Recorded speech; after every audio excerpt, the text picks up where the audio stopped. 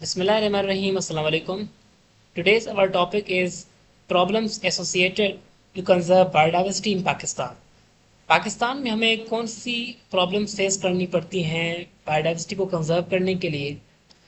पाकिस्तान में आज जो बायोडाइवर्सिटी को कंजर्व करना है ये एक की इशू बन चुका है। Article from 2009 that there are some reasons like यहाँ पर लेक ऑफ अवेयरनेस है environmental issues on the part of decision maker and civil society.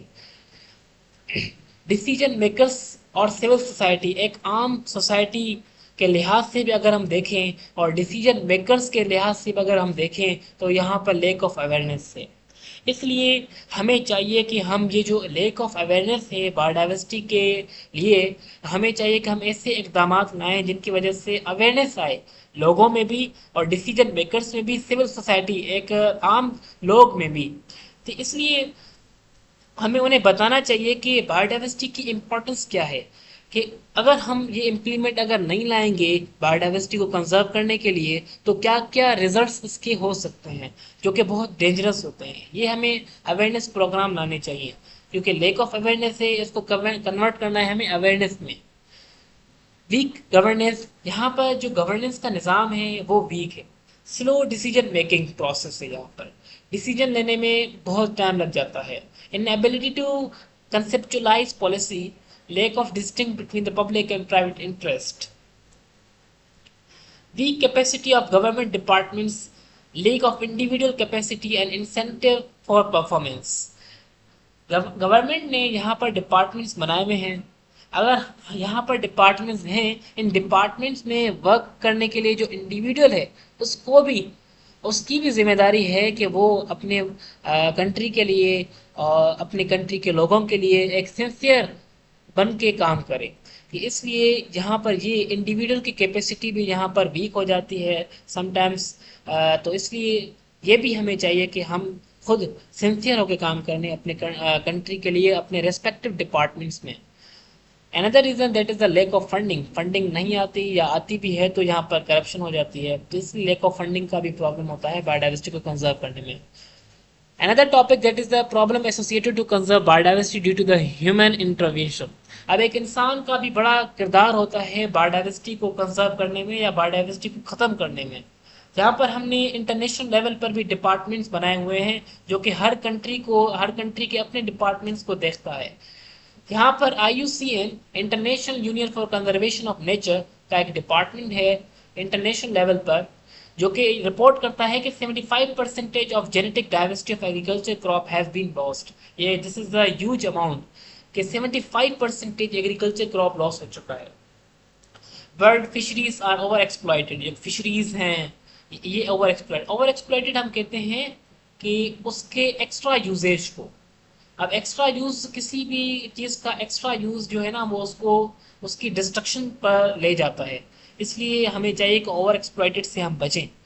And 1/3 of coral reef threatened with extension. Coral reef एक आप पढ़ेंगे आगे चल के, kingdom Nigeria में एक स्पीशीज होती हैं जो कि रीफ्स बनाती हैं।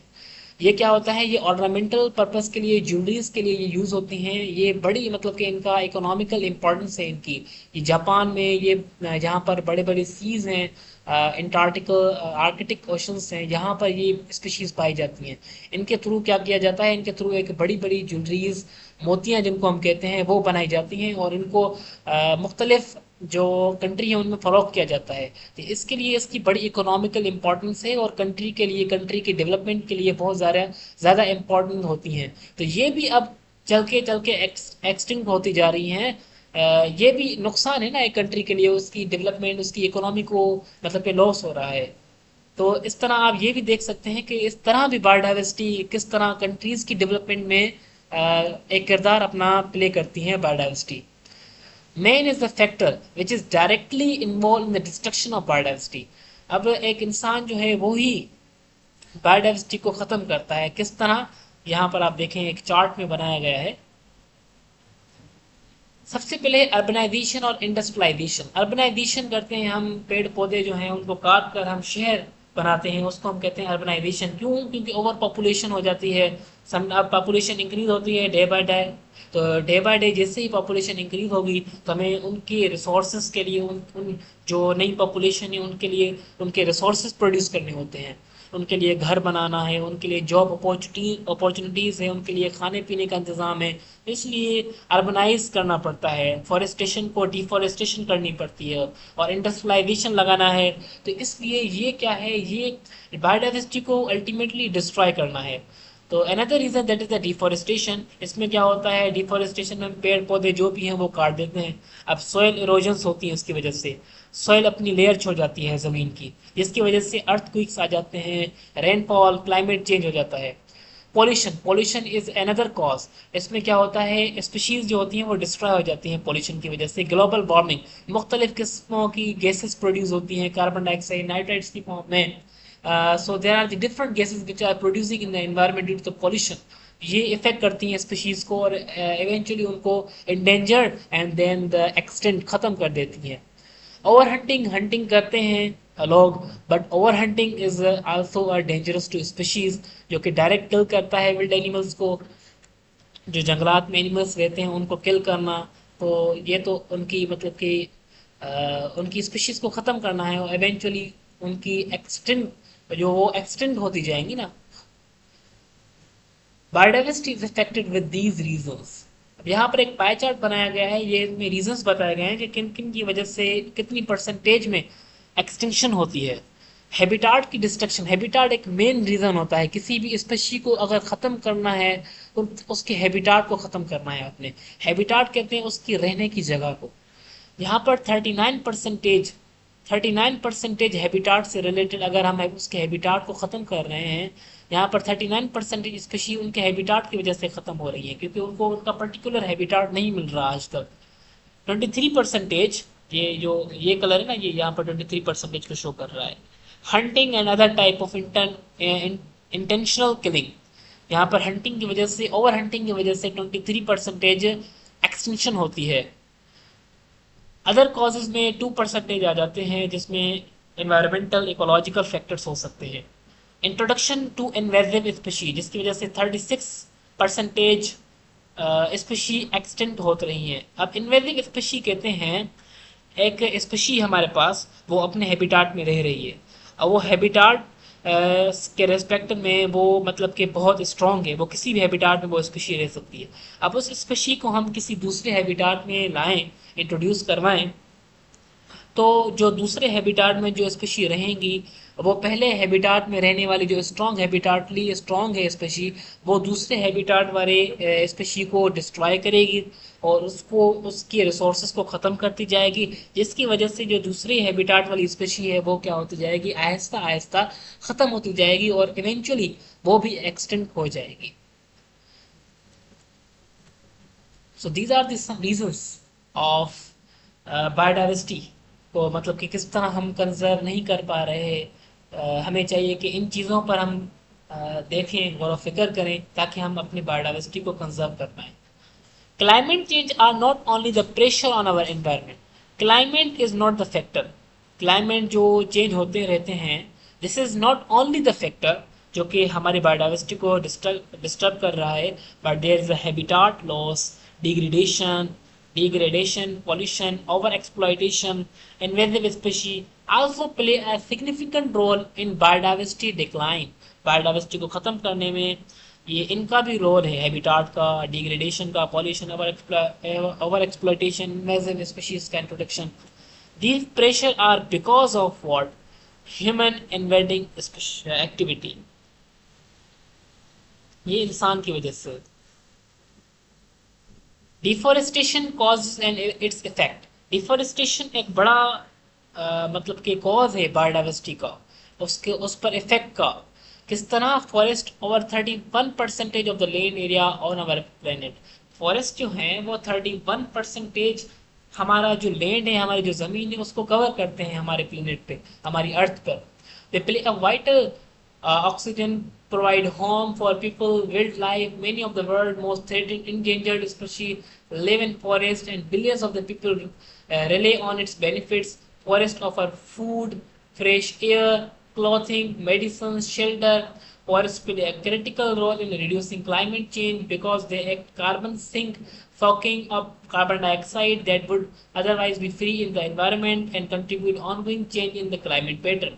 But man is destroying this natural beauty by cutting them down for his sake and comfort. So forestation जो है उसको डिफॉरेस्टेशन करना, ये एनवायरनमेंट पर, क्लाइमेट चेंज पर हमें नज़र आता है, क्योंकि यहाँ पर क्लाइमेट चेंज हो जाता है डिफॉरेस्टेशन करने पे।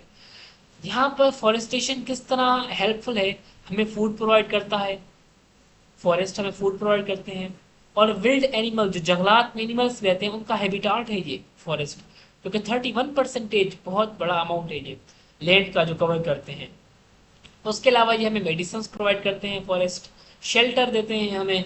उसके अलावा मेन रीज़न है यहाँ पर जो कार्बन डाइऑक्साइड को कंज्यूम करते हैं, ये फूड बनाने के लिए वाटर और कार्बन डाइऑक्साइड को ये लेते हैं फूड बनाने के लिए। अगर ये ना लें कार्बन डाइऑक्साइड को, तो ये कार्बन डाइऑक्साइड इन्वायरमेंट में जमा होगी और ये फ्रीली घूमेगी इन्वायरमेंट में, और ये क्लाइमेट को चेंज करेगी। क्लाइमेट को चेंज करेगी तो ये इवेंचुअली हमारे अर्थ को, हमारी ज़मीन को नुकसान पहुँचाएगी।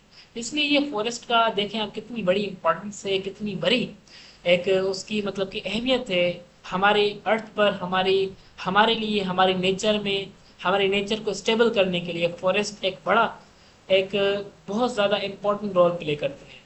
The cutting down of trees for the conversion of forest into the non forest land is known as deforestation. इसको हम डिफॉरेस्टेशन कहते हैं, फॉरेस्ट को काटने को। अब कॉजेज क्या है फॉरेस्ट डिफॉरेस्टेशन के? Deforestation is done deliberately due to the mining, paper making, urbanization, timber for making road, agriculture expansion and livestock breeding.